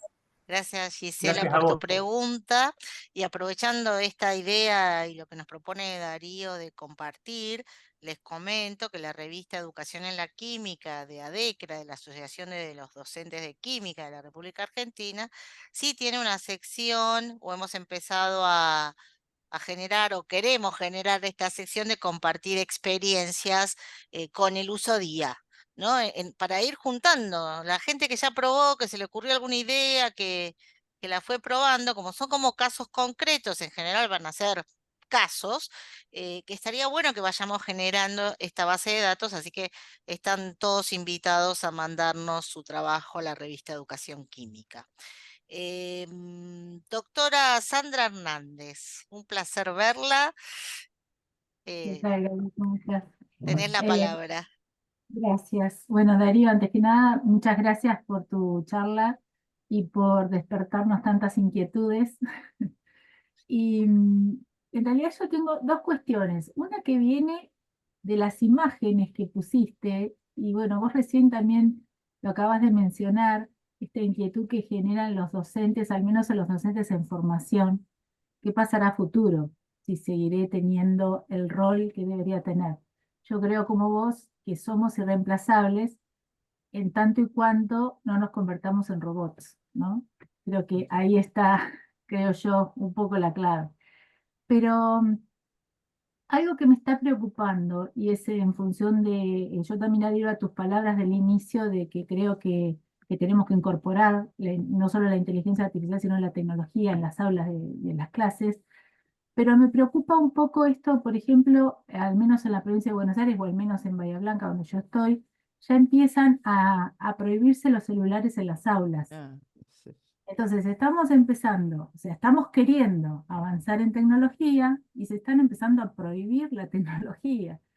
Como una cosa, no sé, quería escucharte un poco a ver tu percepción al respecto, ¿no? Porque ya te digo, yo como vos creo que tenemos que ir hacia adelante y no hacia atrás, pero bueno, con esta cuestión de por ahí algunas cosas que tienen que ver con que el chico, no sé, creo que con malas prácticas, ¿no? En definitiva, pero que son ejercicios concretos, o sea, se está haciendo eso, se está privando del uso de la herramienta básica para poder trabajar precisamente todo esto. Gracias, Sandra. Ante todo, un placer. Vos sabés que coincido. Yo no, te anticipo que no tengo una respuesta para. Yo cuando vi la primera noticia en ese sentido me sorprendí y luego empecé a ver que se replicaban varias, incluso en diferentes provincias. Les comento que en algunos institutos, instituciones de mi provincia de Córdoba, de la Argentina, también se está dando. Creo que tiene que ver, y ustedes tienen bien en claro que todos los avances tienen detrás intencionalidades, todas las decisiones tienen detrás intencionalidades. No podemos considerar una ingenuidad política detrás de esto, ¿no?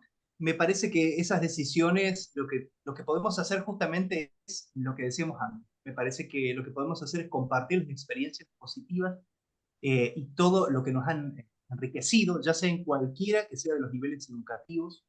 Pero sí, mi posición es que el celular, como digo una más, se debe emplear. Yo les voy a referir a un concepto que no es mío, es de Inés Dulce, entorno sociotécnico.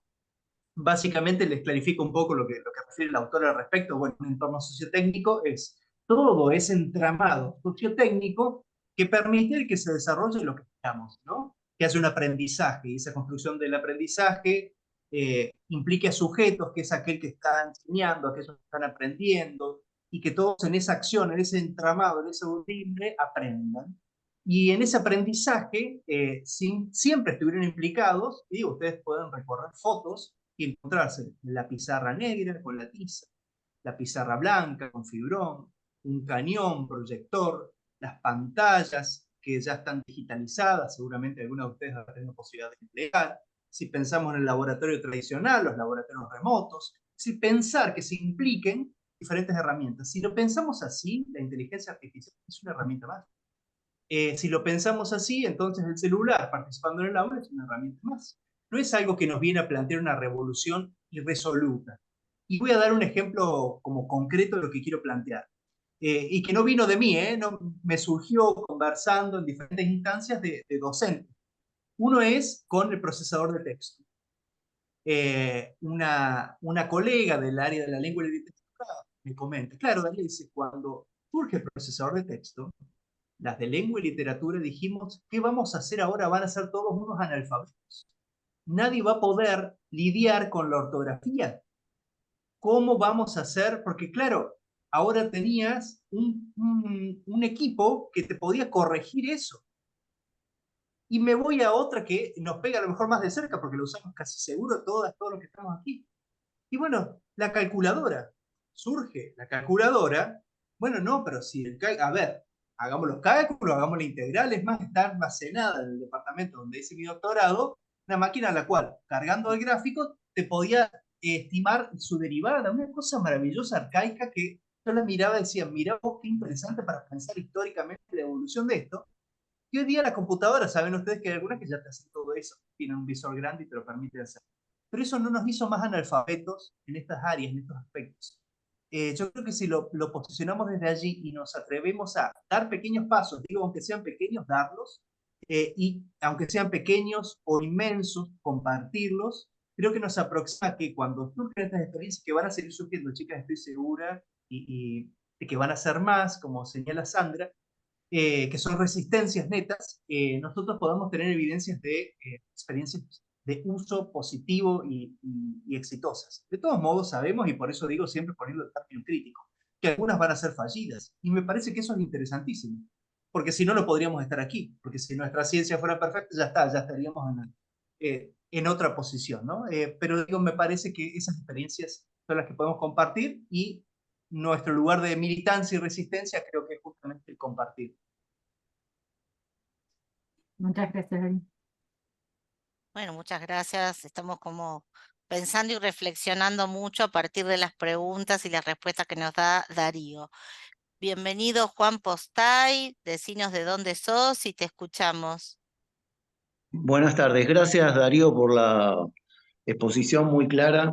Yo soy de Buenos Aires, de la Universidad Kennedy, soy docente de inteligencia artificial e investigador en inteligencia artificial.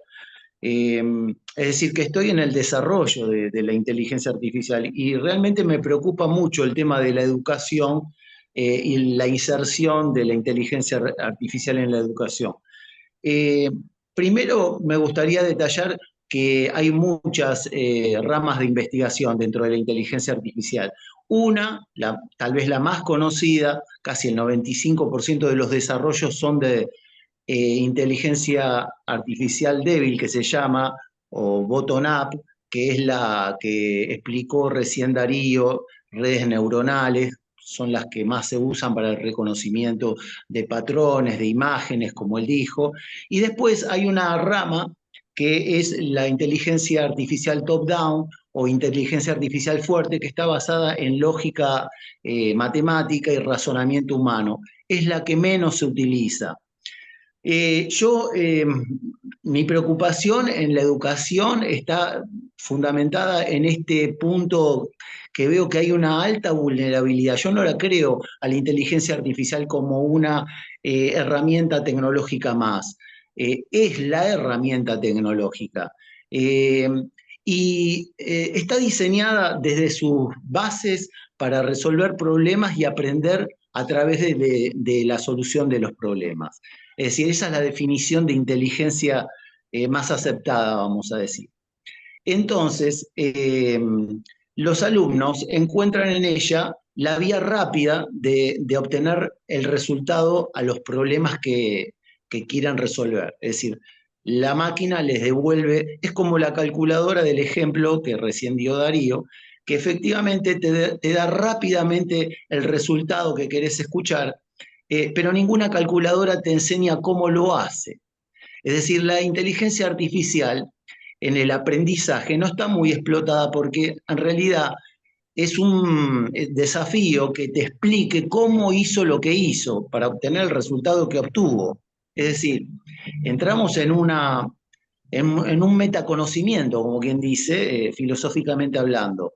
Lo que yo entiendo, la vulnerabilidad que veo, es que no los deja pensar racionalmente a los alumnos este tipo de herramienta. Tan preocupado estoy en el tema que me llevó a desarrollar en un proyecto de investigación una aplicación que permita enseñar el mismo pensamiento racional que usan las computadoras de inteligencia artificial fuerte, las que usan la lógica matemática y el razonamiento humano, en una aplicación para que se las enseñe a alumnos secundarios. Lo estamos tratando de llevar de terminar de implementar, pero la idea es explicarles cómo razonan estas máquinas. Es el mismo razonamiento que usamos los científicos, el que usan las máquinas. Es decir, tienen una gran similitud, pero es un pensamiento que no está... no se enseña, vamos a decir, ni a nivel secundario, ni a nivel siquiera universitario, solamente se consigue en los altos niveles de investigación el acceder a este tipo de pensamiento científico que te permite plantear un problema, identificarlo, establecer hipótesis de problema, establecer hipótesis predictivas de solución del problema, hacer refutaciones de hipótesis, encontrar inconsistencias en las hipótesis, en fin. Es toda una metodología de razonamiento que realmente no lo tienen los alumnos, ya vuelvo a repetir, ni a nivel secundario ni a nivel universitario. Esto me lleva a una reflexión kantiana que decía, pensemos por nosotros mismos, ya lo decía Kant en el año 1700, cuando la sociedad que siempre acontece tiene esta pereza de pensar por sí misma y delega en otros el pensamiento para la toma de decisiones, como acontecía en la época de Kant con la Ilustración, y acá se da paradójicamente la misma situación. Tenemos, a diferencia de la época de Kant, que había una sociedad elitista, ilustrada, que era la que tomaba las decisiones, acá tenemos una sociedad que tiene máquinas inteligentes que toman decisiones muchas veces que ni siquiera son las que queremos, pero confiamos en ellas porque realmente tienen un nivel de procesamiento infernal, muy superior al humano, por eso le ganó, como decía recién Darío, la Deep Blue al campeón del mundo en ajedrez, sí, por el alto procesamiento que tienen de información, pero, en fin, le veo esta vulnerabilidad que no se enseña cómo piensan ellas y esta dificultad que veo en el nivel secundario y universitario, creo que va a ir increciendo en la medida que la inteligencia artificial se siga construyendo en la educación y sea la herramienta que le permita al alumno resolver cuestiones. Porque creo que están en qué le enseñamos, contenido o a pensar. Y ahí está el punto. Si le vamos a enseñar contenidos, la inteligencia artificial te enseña un montón de contenidos. Pero si querés enseñarle al alumno a pensar, realmente la inteligencia artificial los deja sin pensamiento propio. Esta es mi Muchas apreciación. gracias, Juan, por tu aporte. Y como no hay una pregunta concreta, le voy a dar la palabra a María Raceto, que también tiene la mano levantada, y después a lo mejor Darío hace como una respuesta o un comentario más general. Mari, bienvenida, un gusto verte. También Bueno, presentate para los que no te conocen. bueno, buenas tardes. Yo soy de la Universidad del Comahue. Integro la Asociación de Docentes de Biología, también ahí con Darío. Bueno, nos conocemos con Gabriela, con Tere. Les agradezco la organización y la invitación masiva al seminario y bueno, Darío también, gracias por tu clara exposición. Me confieso una ignorante total del tema. Es un tema que no me atrae, pero dije, bueno, cuando vi el anuncio de la conferencia, digo, bueno, quizás es hora de enterarme de qué se trata. Más allá del chat GPT, otra cosa no sabía, así que Darío aprendió un montón. Cuando levanté la mano tenía dos cuestiones en la cabeza. Una preocupación que tiene que ver con esto de la presencia de los celulares en el aula. Bueno, acá en Río Negro, yo vivo en Neuquén, ¿no?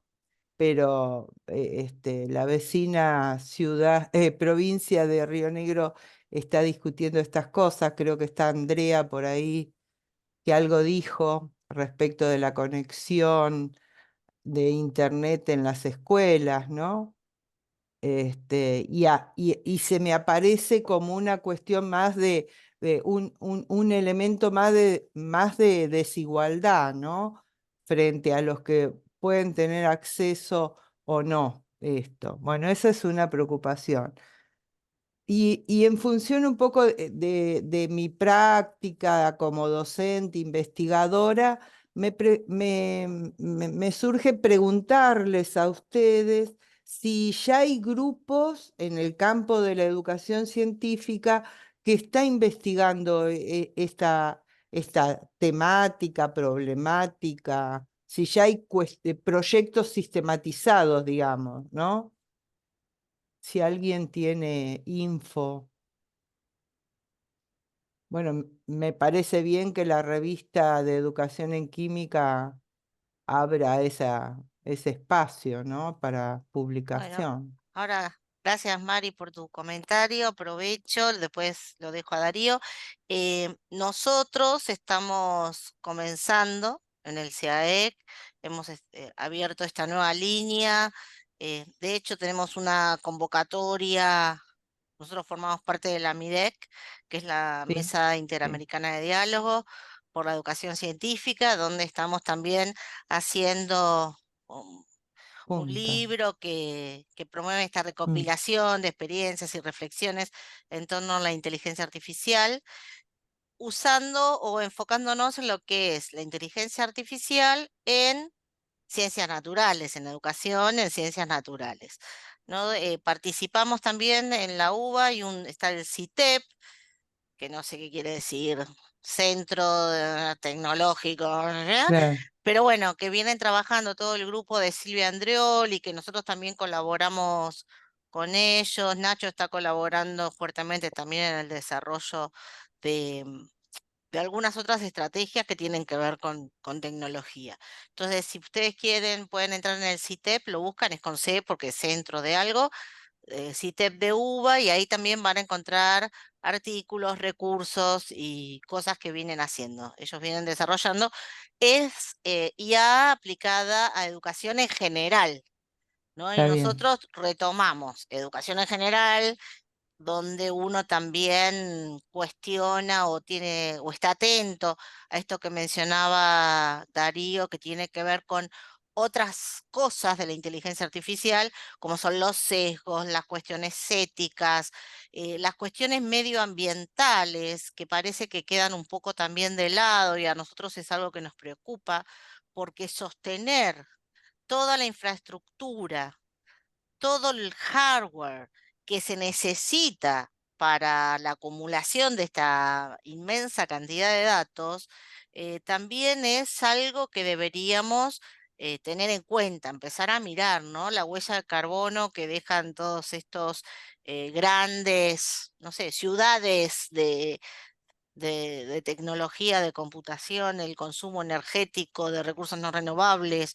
el efecto que tienen todos los cables que andan por debajo del océano uniendo continentes y llevando datos. O sea, es un tema que es complejo y comparto, ¿no? Que eh, hay mucho todavía, ¿no? Y lo que nos pasa a nosotros, mi interpretación es que estamos en el medio de la ola, del tsunami en este momento. Nosotros formamos parte de ese cambio, de esa revolución en la forma de entender el mundo.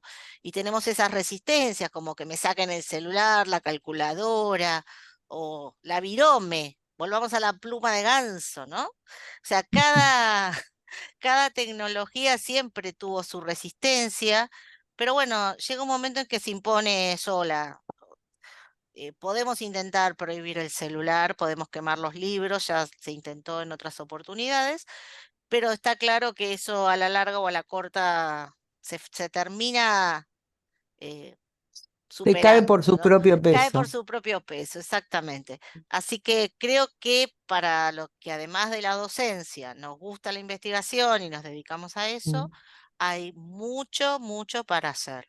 Y desde el CIAEC, bueno, por eso también tenemos este seminario y otras convocatorias, también les decimos que está abierta la puerta para sumarse, para juntar experiencias, para pensar juntos, porque hay mucho por hacer. Acá Andrea nos dice, cada tecnología se plantea como panacea. Sabemos que las panaceas y los elixires de la vida eterna tampoco existen, pero bueno, sí hay mucha cuestión para trabajar. Así que en eso estamos, Mari, empezando Sí, con la investigación en bueno, IA. Bienvenida a aprender, a participar, ¿no? Porque ya digo, sí, sí, hay muchas sí. aristas que uno puede abordar desde esta temática. Y sin perder, y esto es algo que por lo menos yo soy una defensora de esto, eh, las ciencias naturales. O sea, la pregunta acá sería, ¿qué tiene que ver? ¿Cómo puedo usar? ¿Qué ventajas me representan? ¿O qué limitaciones, qué cuidados tengo que tener con el uso de la IA para enseñar biología, para Claro. enseñar química, para enseñar Sí, física? creo que totalmente ligado a las líneas de investigación sobre el pensamiento crítico, ¿no? Lo que plantea Darío al comienzo, ¿no? Sí. Y a cualquier línea en realidad, porque ahora Mm, la IA está en todos lados, desde en el selector, los que te dividen los mensajes spam de los que son prioritarios en tu mm. correo electrónico, o sea, IA hasta en la sopa. Y celulares, no se puede ir uno a un aeropuerto o a un restaurante sin tener el celular para consultar el maldito menú por el QR, que los detesto a todos los QRs, ahí los restaurantes. Entonces, cuando el mundo va por los QRs en los restaurantes, prohibamos el celular en la escuela. Es una contradicción, pero bueno. Darío, ahora me callo y te dejo a vos. No, me encantó todas las intervenciones. Además, le sumaría no solo pensar a estas inteligencias en la enseñanza y el aprendizaje, sino también pensarlas, hablando de educación científica, en cómo se están empleando en innovaciones dentro de cada Ah, uno de los campos. Me parece que eso nos marca de que claramente hay que incorporarla. Les agradezco las intervenciones de Juan, me pareció muy rico tener un especialista. Mari, que, bueno, me presentaron como presidente de ADVIA, Mari fue mi antecesora, y bueno, y Andrea, que acaba de leer recién. Yo voy a tratar de ser sintético entre lo que plantea Juan del pensar y el aprender contenidos. Yo me inclinaría más por el pensar. Por supuesto que nosotros tenemos todo el contenido de fondo, pero me parece que yo me inclino, y estas son posiciones personales las que les voy a decir, me inclino hacia las prácticas científicas, ¿no? Hacia poder justamente desarrollar, desentramar estrategias argumentativas, de indagación, de modelización. Me parece que trabajar eso y en el marco, en el contexto del contenido disciplinar, me parece que es hacia donde nos conducimos. Por eso yo pienso en la inteligencia artificial no como la que resuelva, sino como justamente una de las herramientas para poder desarrollar esto y para interpelar. Y me pareció interesante lo que decía Juan, ojalá lo tengan desarrollado en breve para implementar, porque si hay algo que creo que la escuela secundaria debe llegar con más fuerza, es todo el lenguaje de programación y justamente esto que refería Juan, del desarrollo de cómo piensa la inteligencia artificial, cómo opera, cómo procede. Me parece que si deja de ser una caja negra, nos invita un poco más a poder adentrarnos en la misma. Me parece que eso es muy rico. Les cuento como experiencia que en nuestra provincia de Córdoba, tras el cambio de gestión, el actual ministro lo propone como con gran fuerza el aprendizaje empleando STEAM, incluso plantea la robótica desde el nivel inicial. Bueno, todas estas cuestiones, digamos que sabemos que van a llevar bastante tiempo, porque también hay que formar a las docentes y los docentes al respecto, pero que ya se encuentran sobre el tapete, ¿no? Eh, Respecto a lo que plantea Maris, Maris sí hay proyectos, yo te miento si te digo ahora las referentes, los referentes, pero sí porque uno se encuentra bastante publicado, sobre todo en la Unión Europea, sobre todo en Estados Unidos, ahí hay varias líneas de referencia, eso después te puedo pasar algunas con las que he dado, pero me parece que estamos como recién iniciando un boom que va a ser muy grande. Para mí va a ser muy grande porque veo que hay mucho desarrollo y te puedo decir que hay mucho investigado, sobre todo en ciencias naturales, particularmente hay mucho desarrollo en carreras de matemáticas, ingeniería, ¿sí? Donde hay muchas experiencias previas de uso de esto, de acuerdo a lo que he leído, ahí me posiciono humildemente con lo que he dado contacto. Y con lo que decía Andrea, que leía Gaby, para dejar de pensarlas utópicamente como panaceas, creo que lo que tenemos que hacer es justamente un abordaje crítico. Me parece que si nosotros trabajamos con el estudiantado de cualquiera de los niveles que estemos pensando en cuál es la limitación de esa herramienta, en dónde se equivoca, hablábamos, recuerdo una vez con Gaby, de cómo se equivoca al balancear una ecuación química, de cómo lo puede interpelar al respecto y puede desconocer y desbalancear algo que ya estaba balanceado porque lo estamos interpelando. Me parece que realizar ese ejercicio con el estudiantado nos aproxima a decir que estamos ante una herramienta que también es falible y que requiere justamente, particularmente, bueno, para el lenguaje de la química, una intervención del sujeto que modera el proceso, ¿no? Que es el enseñante.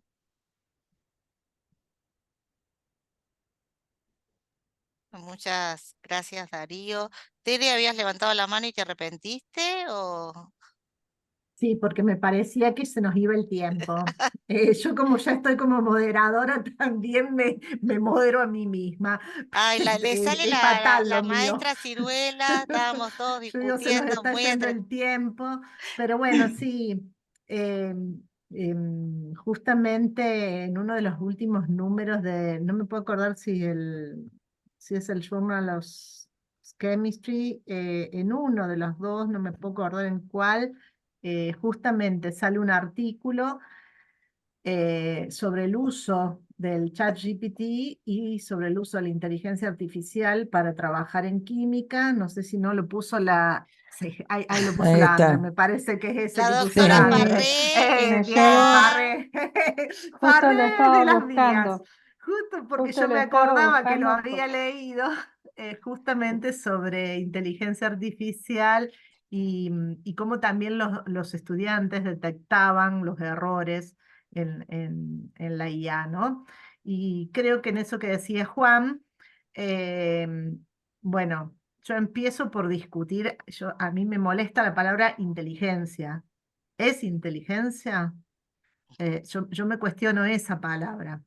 Y ya hay, bueno, vos lo dijiste, en Córdoba ya hay mucho trabajo, pero hay también trabajo en lo que se llama pensamiento computacional, que está también a la base de lo que se puede hablar como inteligencia artificial y todos esos algoritmos, y que se viene trabajando ya con maestros, con profesores. Nos va a llevar mucho tiempo, pero ya hay bastante en distintas provincias del trabajo sobre cómo enseñar el pensamiento lógico, que lo podemos hacer tanto desde las ciencias como desde la lógica de la computación. No es de nuevo, y me gusta la palabra que usó Andre, una panacea. Si enseñamos a pensar, podemos enseñar a pensar desde todas las ciencias. Pues si no, parece ser que solamente se enseña a pensar con el pensamiento computacional. Y no, compartimos un montón de herramientas y habilidades dentro de ese mismo pensamiento. Y justamente muchos de los trabajos que se están viendo muestran cuáles son las cosas y las habilidades que compartimos. Entonces, bueno, yo apuesto a que lo usemos para eso, para enseñar a pensar, porque las máquinas solas no piensan. Pueden saber mucho porque les damos muy buenas estrategias y les damos muy buenos algoritmos, pero aprenden de nosotros. Entonces, si nos quedamos con generaciones que no hayan aprendido, vamos a estar en serios problemas. Creo que ese es nuestro mayor desafío en este momento.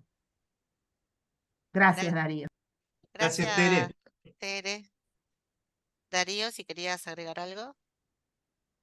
No, me parece que está claro y esa era mi apertura, ¿no? Es una invitación a la reflexión. Creo que en muchos términos que aún, como en todo, estamos redefiniendo y creo que van a encontrar su cauce también en su propio devenir. Así que me parece que estamos, como le decía Mari, recién en la punta de ovillo. Parece que va a haber mucho por desentramar, por recorrer, experiencias, como decías Mari, que estarías lo investigado y lo publicado, que van a avanzar y luego retroceder, y luego a repensarse, pero creo que es algo que es innegable, su presencia es innegable, ya lo decía Gaby, vamos hacia todos lados con el celular y ya hoy día hasta WhatsApp tiene inteligencia artificial, entonces claramente estamos avanzando hacia un punto. Bueno, tenemos justamente que, creo, no quedarnos atrás, ¿no? Procurar en alguna manera avanzar y pensar cómo a nuestra actividad profesional, que es la educación científica, también ponerla en consonancia y que pueda dar respuesta en justa medida a todo ello. Bueno, muchas gracias Darío, Muchas muchas gracias. gracias a todos y a todas los que se sumaron a esta tarde, que intervinieron, que hicieron preguntas y seguramente que se quedarán pensando y surgirán nuevas dudas y surgirán nuevas preguntas y pasado mañana surgirán nuevos programas de inteligencia artificial que tengamos que, bueno, empezar a acostumbrarnos, ¿no? Entonces, la puerta está abierta para seguir pensando, para seguir reflexionando. Como les prometimos, van a encontrar este video una vez que lo editemos y hagamos todo lo que tenemos que hacer para subirlo a YouTube y lo van a encontrar ahí para poder revisarlo, volverlo a escuchar o para compartirlo con otros que les parezca interesante. Bueno, no sé si completaron todos el formulario de asistencia y vamos a hacer lo que siempre hacemos acá en el CIAE, que en la medida de lo posible, los que se hayan quedado, por favor todos habiliten los micrófonos, así le podemos dar un fuerte aplauso a Darío por su gentil participación, su generosidad en darnos este seminario. Hagan un poco de ruido. Muy bien, muy bien. Ah, se animaron. Veo que Sandro prendió la camarita, Marina también. Bueno, Juan Manuel estuvo siempre con la cámara. Saludo a los que los tengo en la primera pestaña, ¿no? Así que bueno, muchas Ahí gracias. tienen por las dudas, alguien no haya completado la asistencia, ahí les puse de nuevo el link Ah, de mira, justo asistencia. Cristina estaba ahí Justo ahí decía diciendo, yo lo Cristina. completé. Bueno, ahí está. Ahí Bueno, tienen el link. gente, feliz de verlos y nos encontraremos en otro seminario del CIAE. Hasta siempre. Hasta siempre, gracias. Chao, Chao, chao. chao. Gracias, Darío. Chao. Ustedes